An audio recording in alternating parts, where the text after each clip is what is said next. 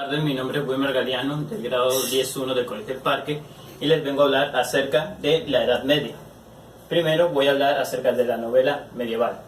La novela medieval tiene un origen que está asociado con el nacimiento de las lenguas romances. Las lenguas romances son aquellas lenguas que surgieron a partir del latín hablado en la Europa occidental en el siglo VII después de Cristo. Un ejemplo es el español. A su vez, la novela medieval se divide en novela de caballería y novela sentimental. La novela de caballería es un tipo de novela que trata principalmente de las hazañas, aventuras o proezas de un caballero. Tiene un concepto, un origen, primeramente porque fue popular en España, pero en menor grado en Portugal, en Francia o en la península itálica.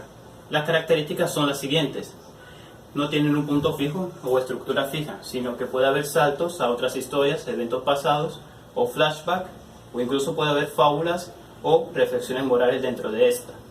También pueden haber que en las obras hay evoluciones del caballero en que consigue engrandecer su honor y consiguiendo el amor de su amada.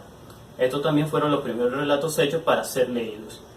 Los personajes dentro de estas obras pueden ser ficticios, productos de la imaginación, o incluso pueden haber referencias a personajes históricos. Un ejemplo puede ser Amadís de Gaula. Ahora, novela sentimental.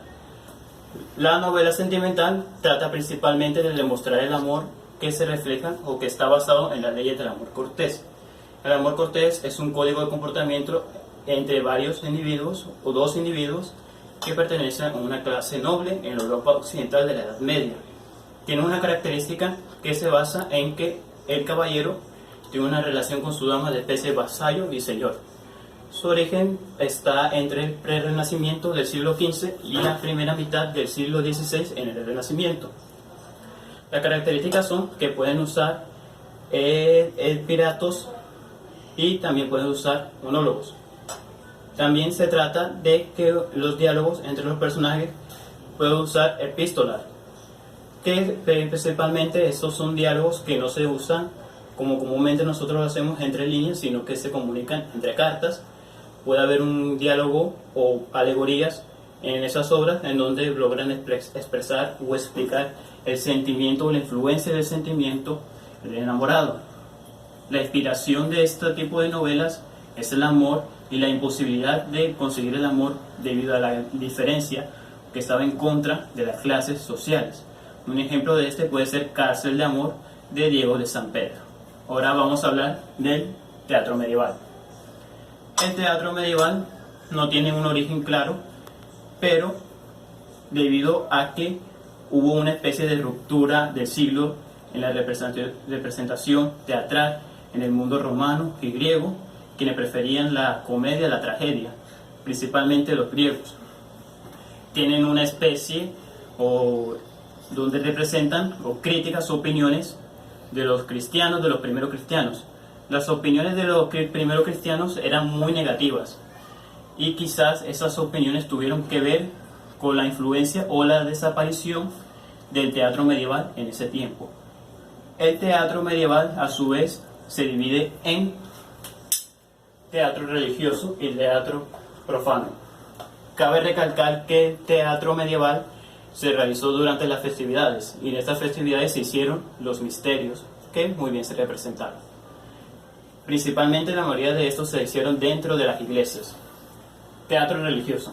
El teatro religioso son aquellas especies de teatro que se hicieron dentro de las iglesias donde se hacían episodios de ritos litúrgicos o principios que se toman en una religión. Un ejemplo puede ser Semana Santa o la Navidad. El teatro medieval contiene o se conserva los tropos o las dramas litúrgicas. Los tropos son los diálogos cantados por los personajes y los dramas litúrgicos son las actuaciones representadas de episodios de la historia de la religión. El teatro profano es todo lo contrario al teatro religioso. Profano, cuando yo digo profano me estoy refiriendo a algo que no es sagrado y que tampoco puede hacerlo.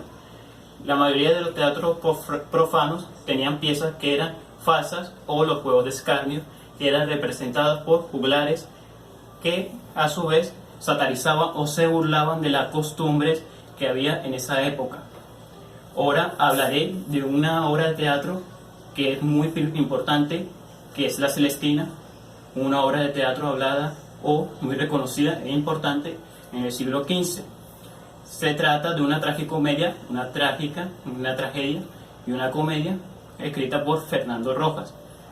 Trata principalmente de la aventura de amor o periferia de Calisto y Melibea, que están relacionados por una alcahueta llamada Celestina.